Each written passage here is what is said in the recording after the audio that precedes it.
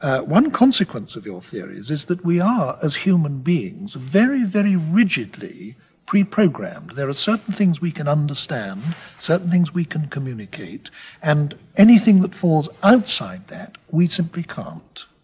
Is that so? That's certainly correct. So, I mean, in a way, this is a rather alarming doctrine. I mean, it certainly contravenes the way we want to feel about ourselves. Well, that may be an immediate reaction, but I think it's not the correct reaction. In fact, while it's true that our genetic program rigidly constrains us, I think the more important point is that the existence of that rigid constraint is what provides the basis for our freedom and creativity.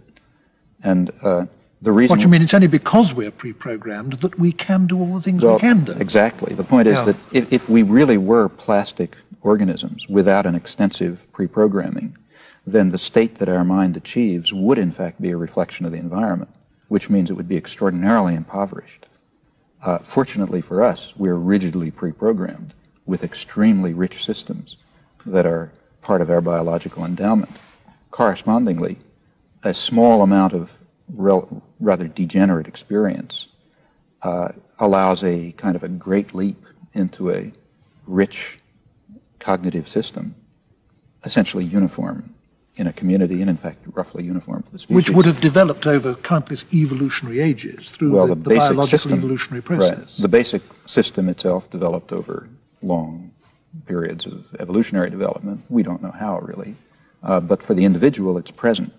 As a result, the individual is capable of, with a very small amount of evidence, of constructing an extremely rich system, which allows him to act in the free and creative fashion, which in fact is normal for humans. We can say anything that we want over an infinite range. Other people will understand us, though they've heard nothing like that before.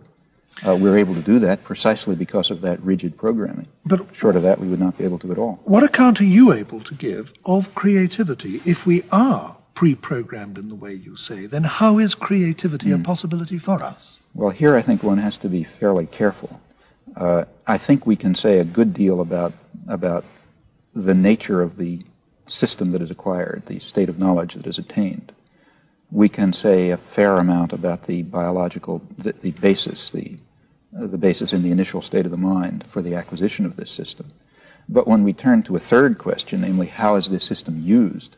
How are we able to act creatively? How can we decide to say things that are new but not random, that are appropriate to occasions but not under the control of stimuli? When we ask these questions, we really enter into a realm of mystery where human science, at least so far, and maybe in principle, does not reach. We can say a fair amount about the principles that make it possible for us to behave in our normal creative fashion, but as soon as questions of will or decision or reason or choice of action, when those questions arise, human science is at a loss. It has nothing to say about them as far as I can see. These questions remain in the obscurity that in which they were in classical antiquity. We're all very used, I think, to the idea that in social life, each one of us as individuals tends to construct a picture of the world around his own experience. And indeed, it's difficult to see how we could do anything else. We're bound to do that. We've got no alternative. But it does mean that each one of us forms a systematically distorted view of the world because it's all built up on what accidentally happens to be the particular and really rather narrow experience of the individual who does it. Now, do you think that something of that kind applies to man as a whole because of the reasons implicit in your theory? That is to say, that the whole picture that mankind has formed of the cosmos, of the universe, of the world, must be systematically distorted and what's more, drastically limited by the nature of the particular apparatus for understanding that he happens to have. Well, I think that is undoubtedly the case, but again I would question the use of the word limited, which carries unfortunate suggestions.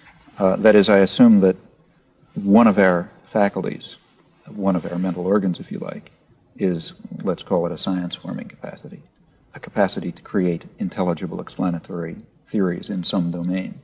And if we look at the history of science, we discover that time after time, when particular questions were posed at a particular level of understanding, it was possible to make very innovative leaps of the imagination to rich explanatory theories that presented an intelligible picture of that subdomain of the universe, often wrong theories, as we later discovered, but there's a course that's followed.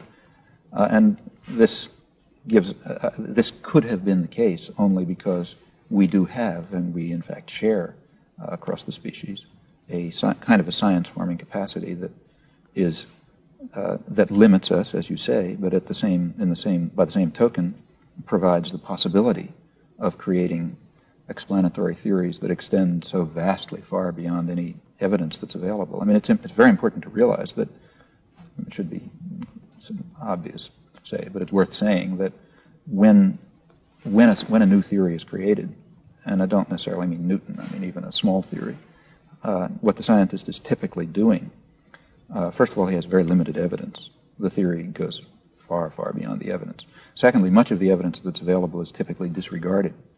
That is, it's put to the side in the hope that somebody else will take care of it someday and we can forget about it. So at every stage in the history of science, there's even normal science, not Kuhnian revolutions, there's a high degree of idealization that goes on.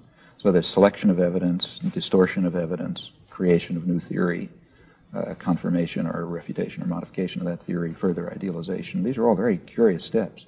And we're capable of, and nevertheless, we can often make them, and make them in a way which is intelligible to others. It doesn't look like some random act of the imagination. And where that's possible, we can develop intelligible theories. We can gain some comprehension of the nature of this aspect of the world. Now, this is possible only because we are rigidly pre-programmed again, because we have somehow developed through evolution or however the specific faculty of forming very particular theories.